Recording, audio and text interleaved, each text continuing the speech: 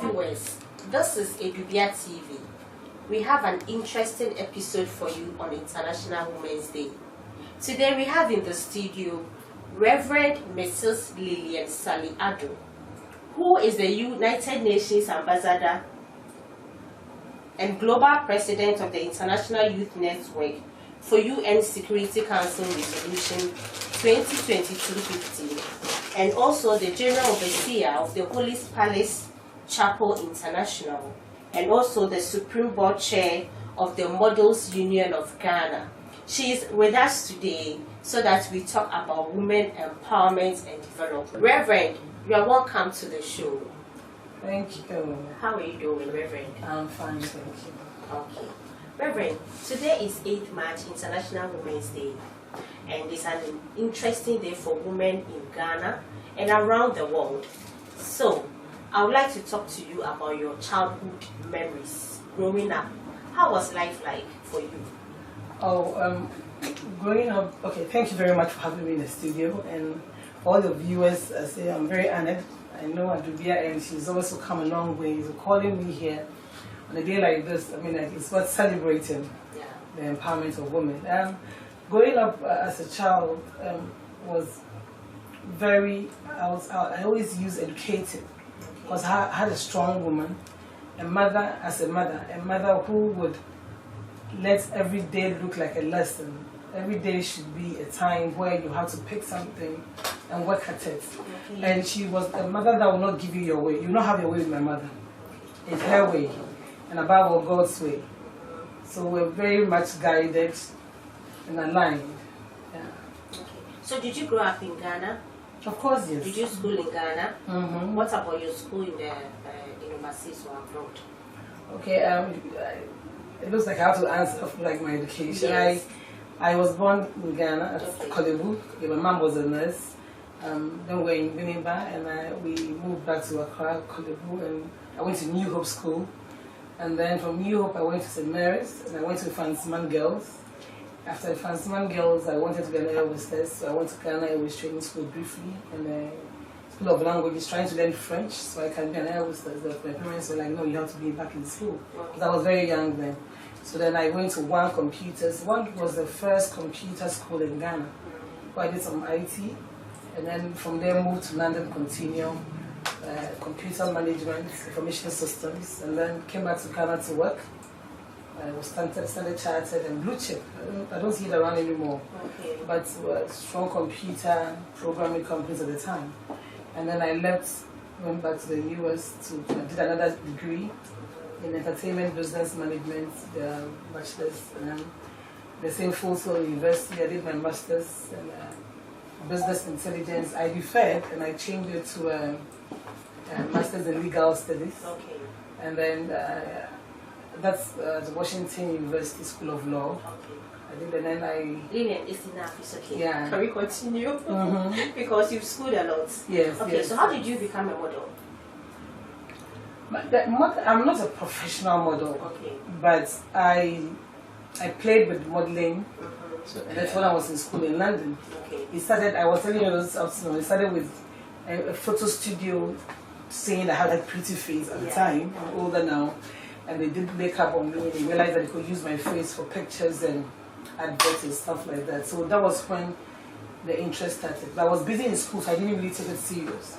But then when I went to the US and I did my bachelor's in entertainment business management, you learn about how to turn passion and professionalism and talents into business. Okay.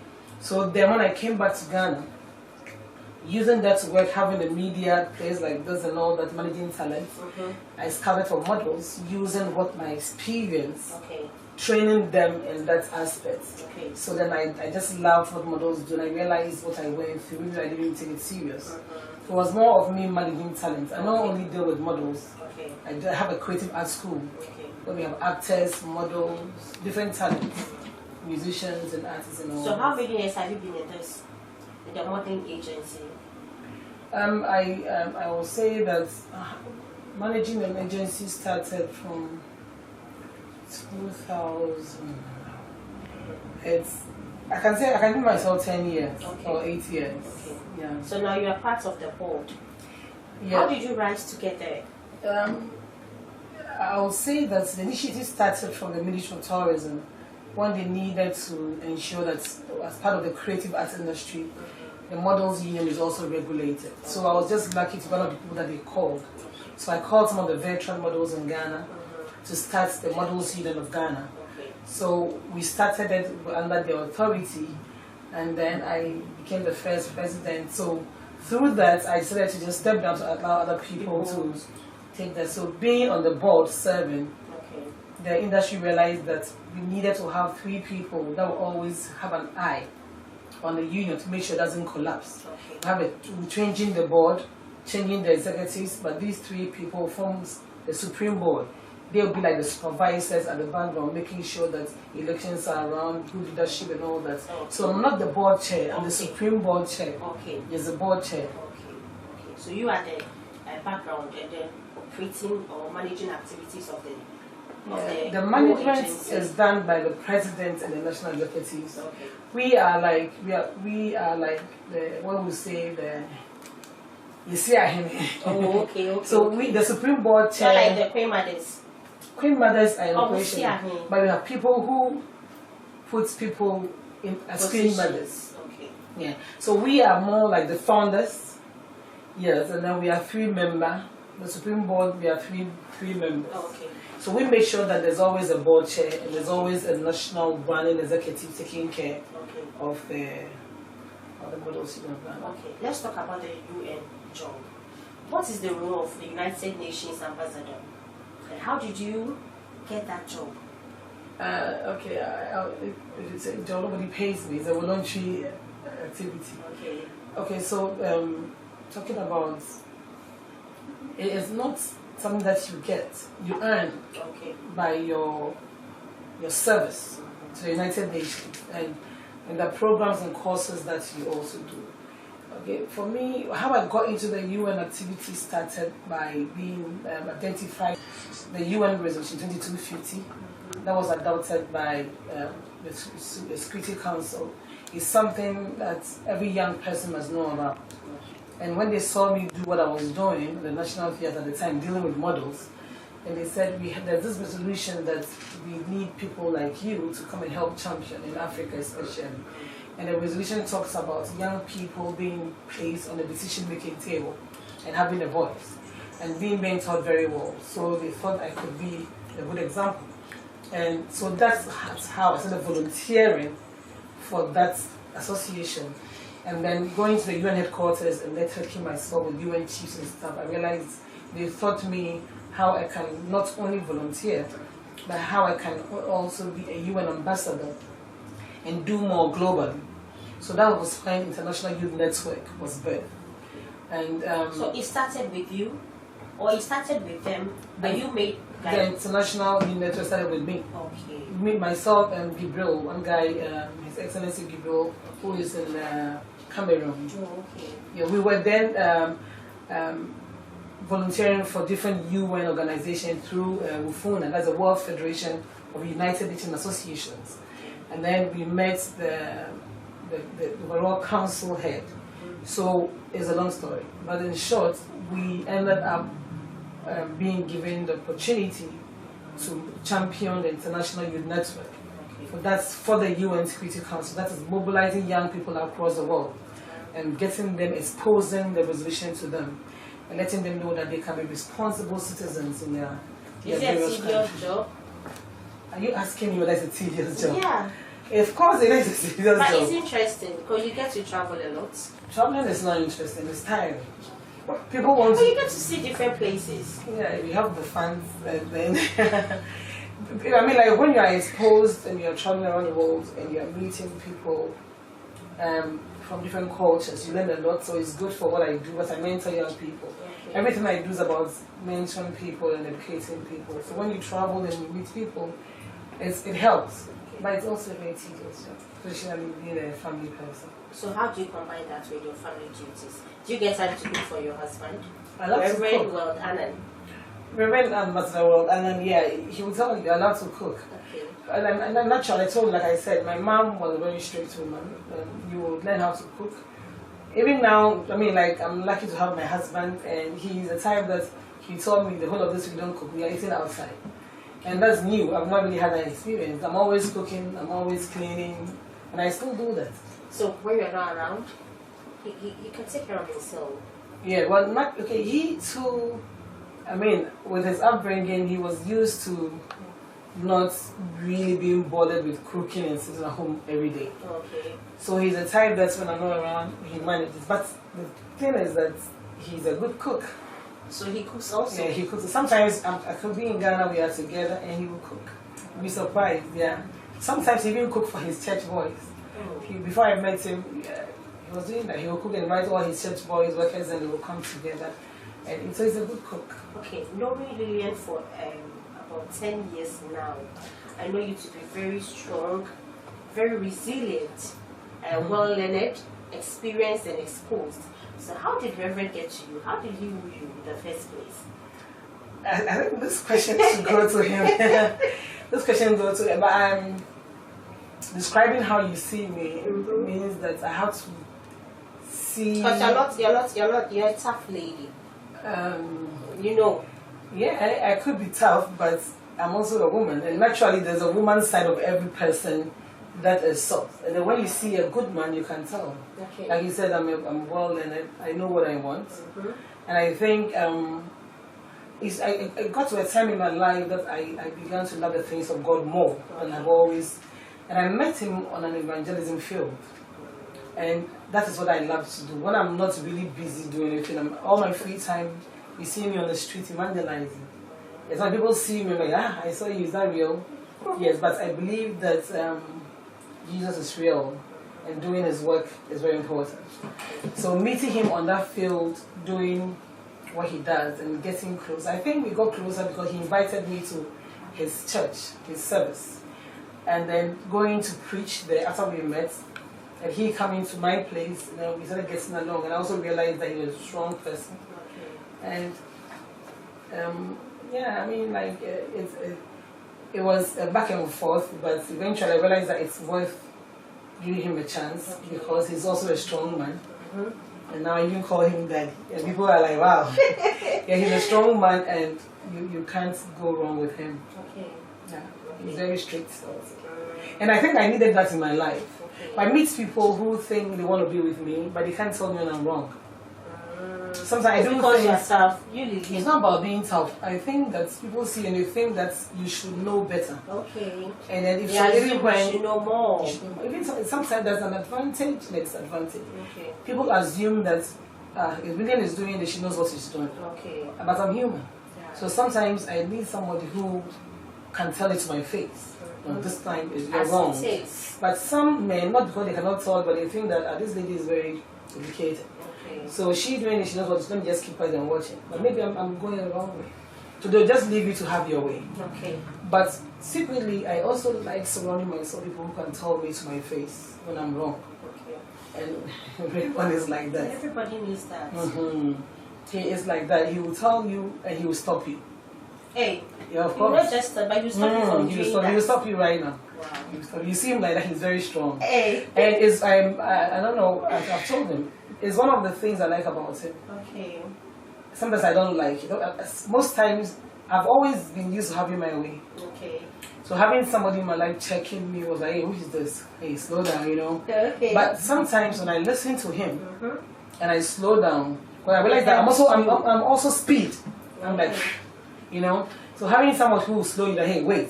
Because you like to get things done. I know you. I like to get things done. When you want to get things done, nothing comes in your way until you are done. Until I'm done. But sometimes I've learned from Reverend Raymond, like when you slow down, you have you rethink, but you have a lot of things going on. It could be something, and the good thing about that, because he's a prophet. Okay. When he tells you and you listen, so some people just pass you, realize that it's good you listen. So that has also been like a check for me. So he's very supportive. Yeah, extremely supportive of me, yeah. Okay. So back to the modeling agency. You know, there's this perception out there that some of the male models are into gayism and lesbianism, some of the models in general, and some of them too are sexually exploited. You handling this You handle this agency for long. What do you have to say about it? Is it true? The general answer is no. It's not true. And the formation of the Models Union was as a result of that. Yes, it was because when you say agency is my agency. I used to have the modeling agency where I managed talent that are model, or we scout people and we manage them to that. And there are people, individuals that does not even look feminine like the men. Okay. But they are gays, and they also have the same perception. So they come into the modeling industry and they try to prey on innocent boys, thinking that this is an easy ground that I can get guys to be with. And I remember when I was the president for Ghana, I formed like a consultancy, a counseling department. Okay. So, and then I initiated a guidance and counselor executive where individual models can come and talk about what is bothering them. Okay. And I'll be honest with you, at the time we had a lot of models crying and saying, listen, I know I look a bit feminine, but I'm not gay. I don't like men. And guys are bothering me because they think I'm a model, so I should be gay. I've had women come to me telling me because I'm tall and strong, people think I should be a lesbian, I should be with a woman. Okay. And I've had girls say that because of I have a nice body and I want to model or be a fashion model and expose a bit of skin, people think because of that I should be exploited. Okay. You understand? But I don't want that. I want to be free. So this is where the guidance and counselor guide them and we talk to them. And then we expose those that are don't really have the passion for the profession. Okay. And I remembered when we first started the Models Union of Ghana, that's Modiga, we had a lot of attacks. I was attacked a lot. People thought that who is this lady that just came from abroad and she wants to come and restrict us. Yeah. A lot of Ghanaians don't like embracing change. Change is tough, especially for those that have had their way for a long time, exploiting young girls. Can you believe that there was a time that models were picked to be auditioned maybe for a fashion show and they'll be asked to pay money? I have my clothing lines. I want models to work for me to advertise to market, and then I'll ask the models to pay money for me to select them. And they don't even get paid working and marketing these things. And people who do the magazines, and so when I came, I'm like, all this is my stuff. I have a nice body. I'm taking care of myself, and you feel like if I wear your clothes and expose it, you can do magazines, you can put them all over social media, and people will buy. Why must I pay you for you to use me to market your thing? You have to pay me. Yeah. The models, the models don't stop that. Okay. And people that have been in Ghana in the industry for a long time, doing this, goes against that, and lots of fashion designers that you will think that we're trying to regulate the system. Got angry with me. I had a lot of attacks on fashion designers because they were using the models for free, and to them they made them feel like I'm giving you exposure. Okay, you're giving me exposure for what? To be a professional, to make money more possible, but you are using me. Yeah. And the sad thing is that when they bring the potential investors for their products, these models work, and then some of them pimp them. Wow. They get to now give them tonight, so guys can see them. So they'll tell these girls, listen, I'll clothe you, we'll take nice pictures, and when I have some rich guys, they see you. So you're not really promoting the modeling industry, you're promoting the pimp agency. Yeah. So we stopped that. So people were angry. I can't. The worst part of my life that I had of enemies was being the president for the Models Union. It was tough. I had lots of attacks, people who didn't know me. Including spiritual attacks? Yes, of course. Some people even had to go somewhere to get rid of me because they think that this girl has showed up and have mobilized people and trying to stop this. There's an industry where they were doing this to make money. Yeah. So if we regulate and we expose... Where did you get that strength to fight all of these things? Because it's not easy. Yeah, I get every strength I have in doing everything I do from God. That is why I just told you I'm not a lady reverend, and I've realized that everything I've done, especially being, people to come from different backgrounds. Yeah. There are some homes and individuals that they themselves, by reason of where they are coming from, in their paternal bloodline or maternal bloodline, their curses or their enchantments or forces that restricts them from going certain places. Okay. So you come as an individual saying that, I've seen you, Agnes, I like you, I want to help you. No, there's a curse or there's a spoken word in the atmosphere against that person's life. Okay. And you come and say, I want to change your life. So you'll be attacked. So then the attack will come from me. Okay. I've had partners I'm working with that have had dreams, but people have told them, I see you trying to help this person. If you don't stop, I'll kill you. And they wake up, they see cane lashes on their skin. Somebody called me and said, Lilian, what do you do? And that was my business partner. He's a Muslim. He said, I had a dream that we're helping a group of young people to travel. And 3 women came holding a cane. And they were lashing me. And you came trying to save me. But when they lash, it passes through like the wind. Wow. So there was a protection. I don't know where that's coming from. Of This course, is coming it's from God. Reverend. It's coming from Reverend. Reverend is not Reverend God. Reverend is not God. So then he prays for me a lot. Okay. So that was me before I met him. Okay.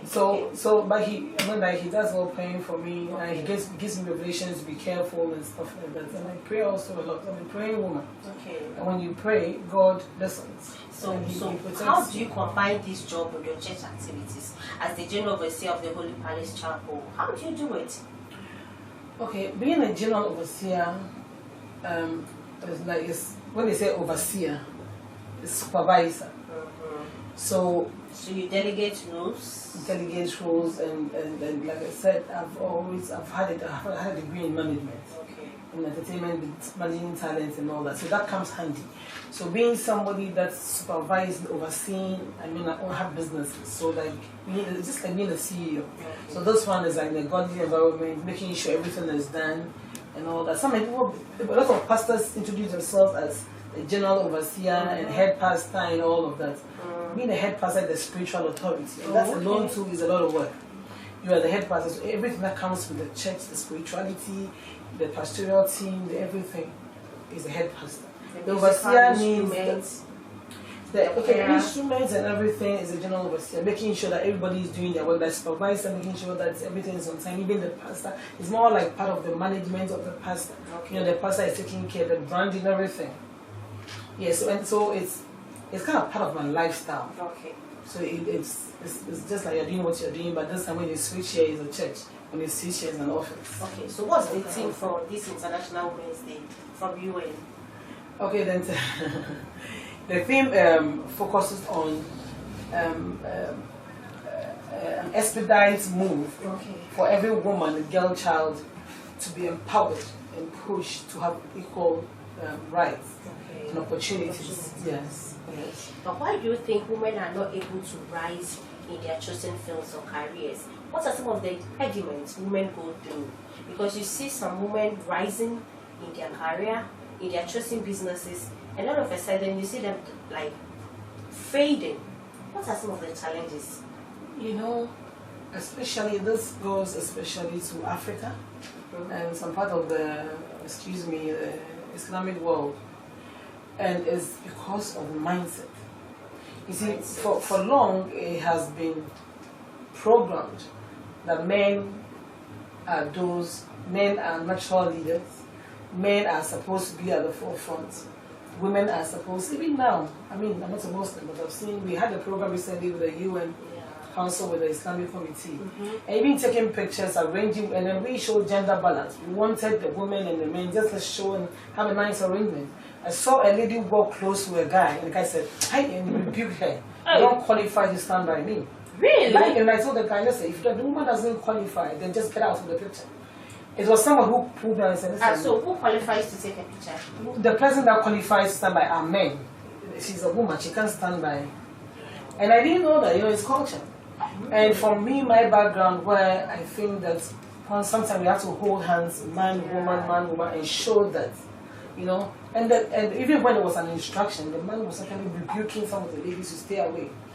So somebody told me, said, hey, in some part of Islam, a woman cannot stand beside a man. No, I didn't. I also got to know that there are some different type of practices of Islam and all that. But you see, so a background like this, you can tell clearly if there are certain things that a woman can do better, when she's a woman, she'll be restricted. So it's mindset, it's religion, it's culture. You understand? And the reason why a lot of women who are strong, sometimes you see them now coming down, is their choice of marriage, or the people that they get themselves involved with. You asked me if Reverend Ambassador Raymond is supportive of me. He and I have a lot of common interests. we are in religion. He also volunteers with the UN. He's not only a pastor, he's a businessman. Okay. So if I tell you that and look at me, I like the things of God, I'm a businesswoman, serious businesswoman, and I also volunteer for the UN, so it makes it easy for me. So having that kind of education and background, you get to understand. You understand? Yes. So when I'm doing something like here, I'm here today, it's a weekend. Somebody said my wife should be home washing my things and cleaning the house, planning for food. Yeah, what can tell you saying? But he actually even drove me from the house. You understand? But then we woke up this morning, there's some of the things I have to do. He was doing parts, I was doing parts. We had meetings in the office, he drove to the office, and then I had to catch up with him. So he said, let me take care of the meetings, rush and go for the interview. So it's partnership, it's teamwork. So I always tell women, make sure if you know that you have a vision, get a man who believes in your vision. Your husband or your fiancé must be your support system. The same thing, if you're a woman and you have a man who is strong, you must be his number one fan. You must be very supportive of him. Marriage is not a competition. So making, there's this statement I'll borrow from Author Ralph. He says what? Your decision, your destination. Okay. Whatever decision you take today, identify where you'll be. So the destination came from, no, I think Reverend Raymond, he preached that preaching. Hey. Yes. Okay. Yeah, but Author Ralph too has this statement talks about your future, something about future being now. Okay. I remember as we speak. The decisions you take today will determine your tomorrow. Yeah, so the theme for Reverend Raymond's preaching is your decision, your destination. Okay. You take decisions today. You cannot take a decision today to be a housewife and expect to be something. Whatever decision you take, it qualifies your future. Yeah. You understand? So women must take good decisions. So it depends on, some people give up themselves because of relationship. Okay. Some through family. Some to give up because of where they find themselves, environment. And societal pressure also. Societal pressure. Because at a point, the society will make you feel you're overdoing. Why don't you get a man, marry, have kids and stay at home? Why are you always everywhere? The society makes us feel that. But I think that if you know what you're about and you have a vision, getting married is a good thing to a good person. Having kids is a blessing. The Bible says children are a blessing from the Lord. It's a blessing. But so if something that God says is a blessing is not coming your way, you can't go steal it. You can't fight it. Grab it. You understand? If you have to find a man, you can't go chasing every man on the street. You have to be a man who deserves your charisma and how strong you are will come for you. There are lots of men who are also not timid. Yeah. There are lots of men who also like strong women. I mean, I've had a man walk out to me and say, I want to be your friend because you are strong. You understand? Yeah. I've had men tell me that I can't stand you because you're too strong. I've had a man tell me to my face, I don't like the way you are too strong. If I were your wife, I'll put you in the room. And I said, that's why you cannot be my friend. Okay. You understand? So it depends on... identify the man who understands you and accepts you just the way you are. Accept that's the way you are. And then as a woman, I mean, like, if you're also strong, people think that strong women are rude or proud, but it's not true. You come to the house, you see me sweeping and clean. We don't even have a maid servant. Okay. Oh, yes, I don't have a maid servant. So you do everything by yourself? You saw me cleaning my dogs today. Yes. Yeah, I do everything by myself. And I've had, I mean, I'm blessed. I've had situations where, when I was at East Legon, there was a very big house. There were guys staying in my house trying to clean around for me and stuff like that.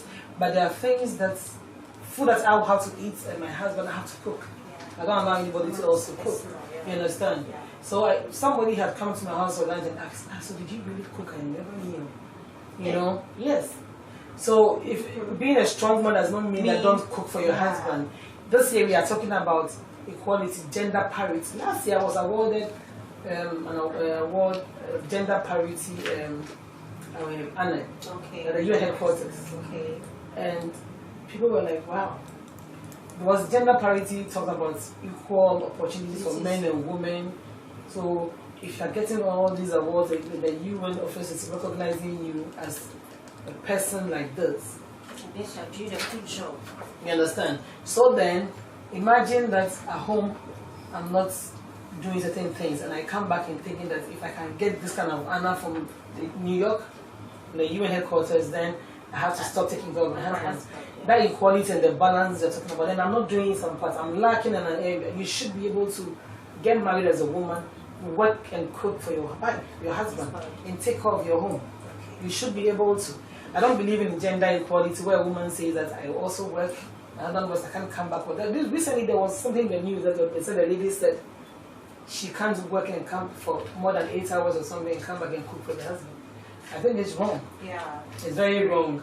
If your husband himself thinks that, oh, my wife's schedule is tedious, so let me get home first and also cook, fine. But there are certain roles and responsibilities I believe that is for the woman. Okay.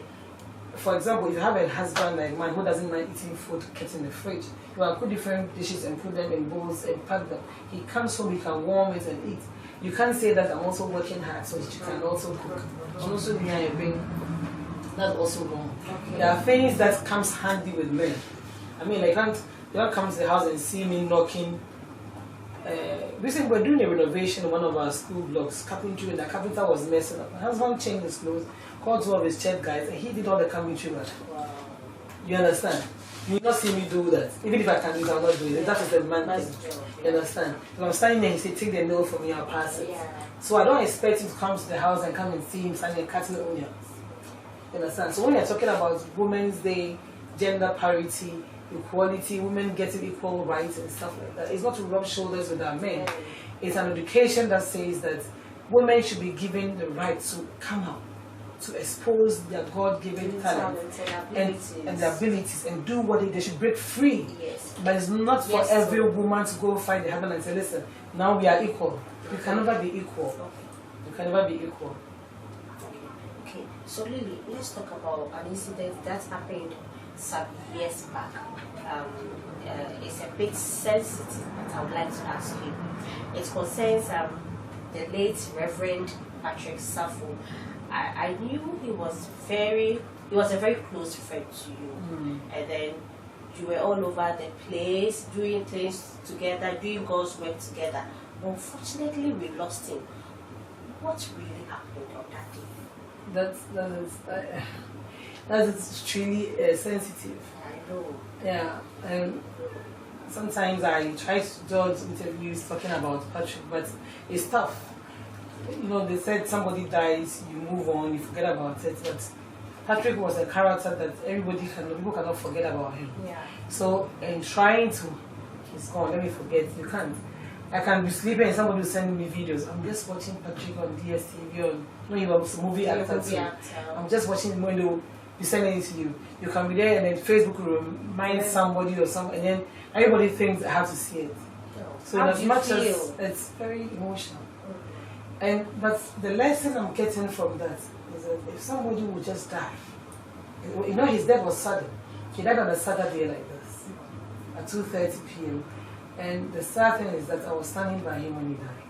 He was not sick. We went to Manfield, you know, like he said, we did everything together. We were going to inspect the farm, and the meeting was getting delayed. Okay. So we decided to go eat somewhere, some friends. We went ate. And then he was like, it's too scorching. So okay, let's go to the pool. Okay. So there's this nice hotel by us. We got there. I don't know, for some reason I just turned and I told him, Patrick, you ate too much. But you know, we had 40 days fasting. Okay. He initiated the fasting. So it was 2 days after the fasting. So I said, oh dear shame. So I said, Patrick, you know what? I think you ate too much. And there was a very big sign by the pool. If you're eating, don't swim. If you're taking alcohol, don't swim. Because of instructions. Until when I saw that, there were a lot of people there, but I just turned to him and said, I think that this instruction is for you. And he said, I know, but these things are routine, you know. But he actually listened to me and he wore his swimming shorts, but I went to sit down. He said, oh, after eating, you can just wait an hour or something. So we're just playing around. And two of the girls came close to me and said, hey, mommy, tomorrow is your birthday, so what's the party at? So doing snap and bothering me. Then that got him to get up. So he came to join us saying, hey, tomorrow is the Queen's birthday, joking around. So out of the excitement, then he jumped into the water. So we had, so when we turned, we saw that was him. So, and he's a very good swimmer. So seeing, I said, Patrick, but I thought you would not swim because of the food thing that we spoke about. And he just laughed. He raised his head, went in again, and he was just going back. So I'm like, what kind of splash was that? So I said, Patrick, come out. He wouldn't come out. But normally when he enters water, everybody knows Patrick. He will splash the water on everybody. Okay. But he wasn't doing that. And I said, no. So I told them, stop doing this now. This is not how this guy swims. And you see, we're facing this way. So the impact on the water, I thought it wasn't normal. It was too flat. The splash was too strong. Okay. I don't know. So then I said, so everybody was like, you're exaggerating. Patrick's a big guy. And everywhere you go, people follow him. Yeah. So even that pool was a private place.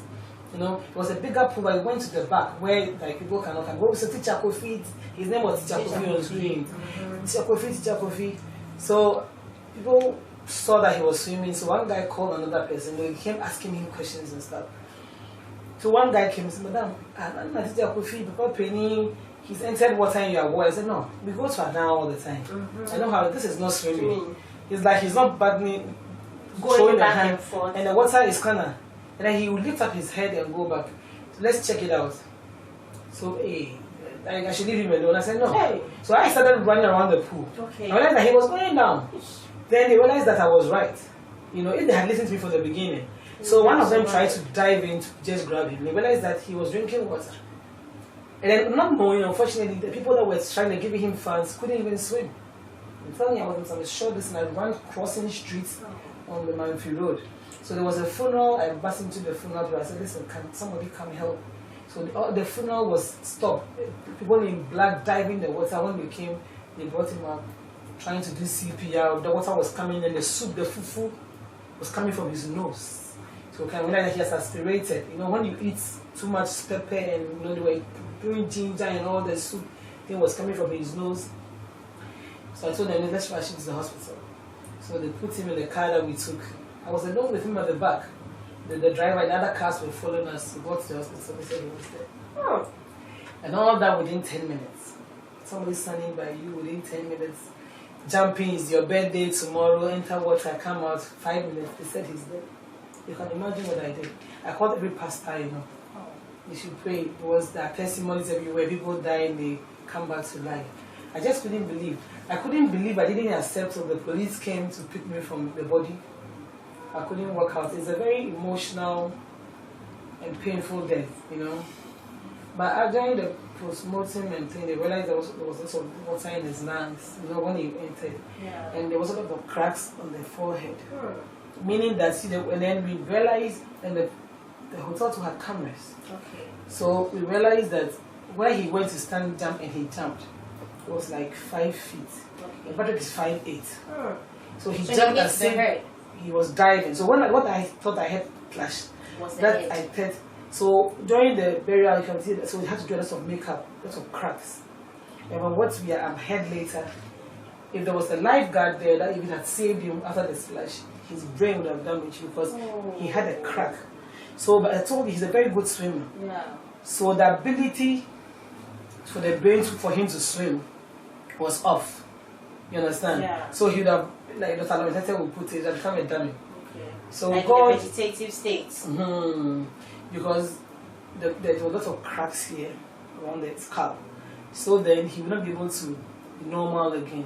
So people would always encourage me and say, God in his own way allowed it. Well, the lifeguard was there, but he stepped out briefly. Okay. So if the lifeguard had saved him from the water immediately, maybe he wouldn't have died, but would have come and not be able to communicate, become like a vegetable, stuff like that. So God knew it, you know. It's sad. So how did the family go about things with you? Patrick's mom is a very good woman. Before Patrick died, luckily he introduced me to the family. I know the mom and the sister. His mom was very supportive. Initially, people were trying to create a bit of tension, trying to use the sister to do interviews, make silly statements like we investigate and all those things. But his mom always told me that, let's watch me. And I mean, during the funeral, some relatives came and were making silly statements around, and I was grieving. But Patrick was my support system. Yeah. Even if I sit here today and I don't say it, I'll be a hypocrite. Patrick was my support system, he was my backbone, he was my strength. That guy was very strong. And I would say that I knew I was doing things before I met him, but my life changing, and I mean, for me to even enter into some kind of politics in East Legon, being the chair and all that was Patrick. And the opportunities come, and people are discussing and not even there. He's the type of man that will say, "This one, Lilian is the one who can do it." And he'll come home and tell me, to say, "You have a position where you say, oh," I said, "No. Looking at my skill and say, "No, you will do it." And then when the call comes and I'm on phone asking questions, Patrick will grab the phone from my hand and answer. He said yes. I remember when I was doing my master's, I was then in this legal studies. When I was in the US, I came back to Ghana. We were doing something about church, and I remember I had an assignment. I said, "Yay!" And I have 3 hours. No, the US time, Ghana time, it be TV. Patrick would, I'll be complaining. There's a guy that will go and make coffee and come and tea. I don't like coffee. Tea. Come and sit by you and say, he doesn't understand what I'm doing, but I will sit by you and say, go to Google, because he knows that next you have to do something else. I'll be tired, but he'll fall. I don't do a lot of creative studio, everything. creative media, creative radio. you're always there with him. He was studio. very vocal, very eloquent, always in the morning. I used to remember, I used to watch. Yeah, and then when people don't even come to the studios, sometimes you come in and teach me how to do this. Like that's why people thought we're everywhere together. He didn't believe in leaving me to go somewhere by myself. So that, okay, what if you go there and you need help? And when he's going somewhere, why would you want me to go this by myself when you can be with me to support me? Like this studio, he'll be here with his phone. Let me take background videos. Before I finish, it's all over our platforms. So I also didn't play with him like that, you know. He was a good person. I would say, I'm not sitting to present him. I would say that I don't know why God took him away so early. Yeah. But I'll tell you a secret. Even though it's not a secret because we are on air. Okay. When I first met Patrick, he told me, I'm not the type of person I know I'll live long on earth. Oh, he told you personally? That was even the first week. When I met him, we met him at a distance, we were talking, he go. But when we started getting closer, first time he came to visit me, I was saying, well, we were talking about life and future in general. And he said, I'm not the type of person I'll live long on earth. Why? How did you know that? And then he will also say things like, Lilian, do you know there's no time? Oh. Sometimes he will pack all leftover food in the fridge, and then you're not finding. And then you go, Patrick, now where are you? So oh, I'm on the street, maybe just a Pongolo traffic light, or Pebia, where we guys are. So I'm with the guys on the streets, I mobilize them, I'm feeding them. But why would you do that? There's no time. I have to finish something, there's no time. So everybody who knew us knew Patrick's slogan, there's no time. And he actually also died young. So maybe God gave him revelations. Wherever he is, may he so rest in peace. I know you miss him. I miss him. I'll not lie to you. I miss him. And even when he first died, it was not easy. Every 3 months, we see ourselves driving to the cemetery to visit him. It was too much. And it's tough because everybody misses him around you. Yeah. And every 25th February was a friendship anniversary. And he would always say, let somebody design a card. Friendship, who celebrates friendship anniversary? You know, Mother's Day or Valentine's Day or you go on TV. That's when my birthday stopped. He'll get the entire studio, they'll do cake at the office, and he'll be done. There's lots of videos on creative radio, you see him jumping and dancing because of my birthday. It's tough. So if a person like this, even if you choose not to miss him, everybody misses him. And they throw things at you to remember him always. He was a good man. Okay. So did you hear your dog back? Why are you fond of dogs, Lilian? I love dogs. It's not okay. I told you my mom was a very strong person in her life. My mom loved dogs. So growing up, we had dogs. We had a dog called Fury, very beautiful dog. He died. Okay. I love dogs. Everybody have pets that they like. Yeah, I have 2 dogs, Cindy and Cyril. Okay. They are with me here in the studio. We're ending the whole show. What advice do you have for young women on today being International Women's Day? What will you tell them? That they should pursue their goals, they should be resilient as you are. How do they build that strong personality? They can't really pursue their dreams and their goals. What will you tell them? The most important thing I would say to every woman out there is that rely on God. The Bible says, where does your strength come from? Your strength comes from God. If you rely on human beings, some will discourage you, some will bring you down. If you know the word of the Lord, you know your scriptures, and you read and you quote God's word back to Him, He empowers you. Okay. That's the only answer I'll give you. If you know your God and you rely on Him and you depend on Him for strength, there are things that you will do. I can sit here and brag about my husband because, like I said, you just spoke about Patrick. He's no more. Yeah. So if my everything was just him, I'll Where just would be you down. have been? Yeah. But like, luckily, I was even surprised the way you were able to pull out, travel all over the world with this UN job. You know, I was always monitoring. I was like, this woman is strong. Yeah. I was like, where did you get those energy? Sometimes emotionally you are down, but God gives you strength. Sometimes you don't know what you're about. And my friendship with Patrick too was a lot of spirituality. He was a very spiritual person. Okay. Patrick, you cannot stay with Patrick and not have morning devotion. It was more like, you can ask all the guys that stay with us, it was compulsory. You had to pray at dawn. It was that kind of thing. So that kind of counts your lifestyle.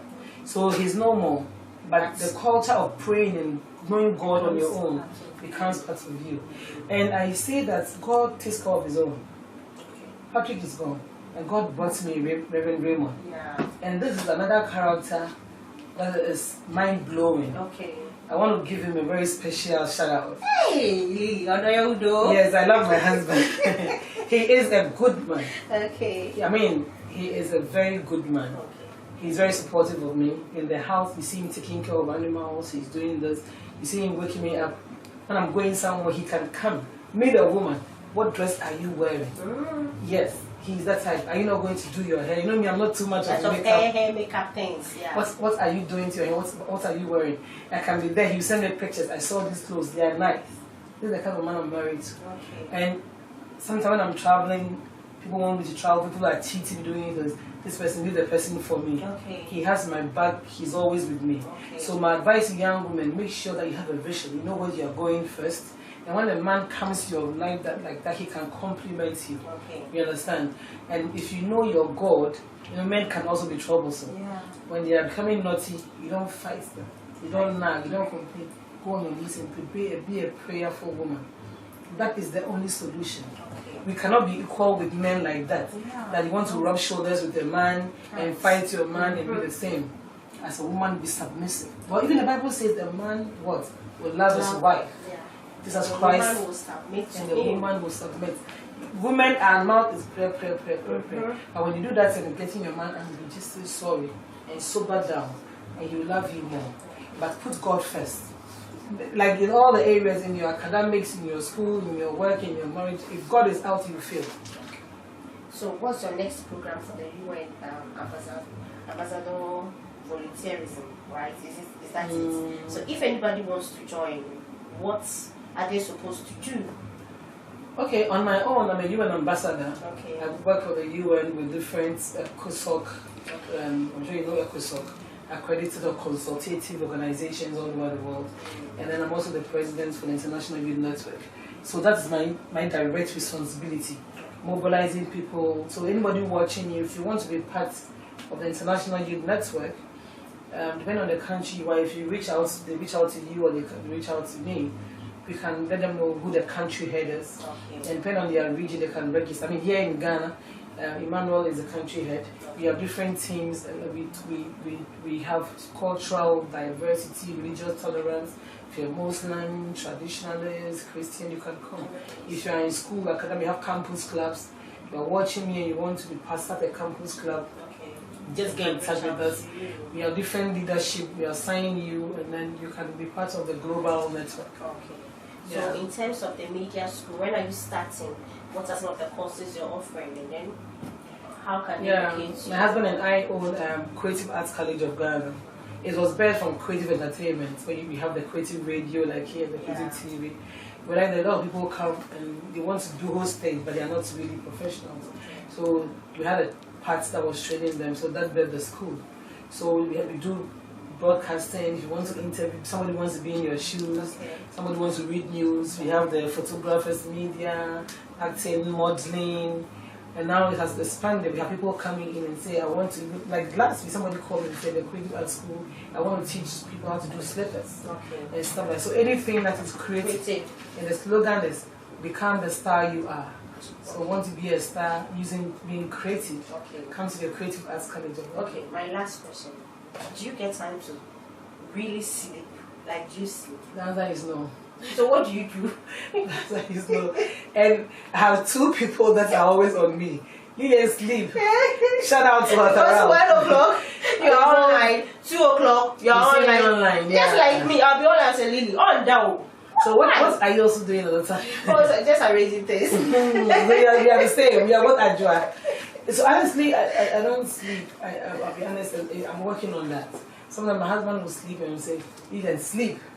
You know? So sometimes I'll pretend that I'm sleeping. When he's sleeping, I wake up working on my computer and all that. But I have to catch up the next day. Okay. So what I do is, and I'm not good at taking naps. So the easiest way, people, if you are listening and you are like me, you are very busy naturally, what I do to catch up with my sleep time, I have created my life in a way that my hobby and my everything is part of the work I do. Okay. So let's say like I have to want to take a vacation to sleep. I'll pick the part of some of the professional things I do that can make me go on vacation. Okay. So I'll be working because I can't stay without working. So this is like a working trip. Like last time, my husband and I went to Dubai. You know, I have a travel and so we do recruitment. Yes. We send workers to Dubai. Yes. So Lilian, when are you taking me to the UN summit or UN? So you have to be in to be able to go. So what we do is that, so like if I want to, I realize that I'm tired, I want to take a 1 week vacation. But I also know that that 1 week can cause lots of damage. Okay. So then, for example, I'll choose Dubai because I have workers there, and on the timeline, maybe at a later date, I have to go inspect certain things, workers and stuff. So I'll choose Dubai. So then I'm doing that work, taking care of them, then I'm vacationing. You understand? So it depends on why I can rest. But this year, so even though you are resting, you're still working. I'm still working, but the good thing is that like when you have passion and hobbies, and you add them to your work, so in that time you can be having a little fun. The brain can be resting, and you can still be doing some work. Somebody will tell you, I can't rest. But create things that can make you be working, but it's fun time and the brain can relax. Okay. Yeah. Thank you very much. And I'll take you, don't worry. This year we have a program coming up. We have new countries being part of the International Youth Network. South Africa, Kenya, a couple more, Thailand, Bahamas, and we have to travel, luncheon them and stuff like that. Yeah, and I'm at your service. Yeah, so what happened is that you have to be part of the network. Am I part already? Yes. Am I not part? I was there at the mosque. Yeah, the Islamic work. So you have to be part of the media team. That's easy. Okay, I hear. So just put me on, and I'm ready to serve. Yes, and for everybody watching us, you are welcome to be part of it. Okay. It's open for, and it's free to be a member. So, Reverend Lilian, thank you so much for coming. You've really advised us, the women, that we need to pray and still pursue our dreams. Despite our work, our job, our career, we still need to submit to our men. Very important. Yeah, as women, so that we could be loved. Viewers, this brings us to the end of the whole show. I hope we all have learned a lot from Reverend Lilian Addo, that we need to pursue our dreams no matter what. And we also need strong men to back us, help us, support us, and be there for us through our journey. So, I would employ every woman and advise every woman that no matter your situation currently, it will be great for you to toughen up and still pursue your dreams. Because as Reverend Lilian said, the decisions you make today will determine your destiny tomorrow. So thank you, and catch us another time on the same show and then on the same Adubia TV. Bye bye.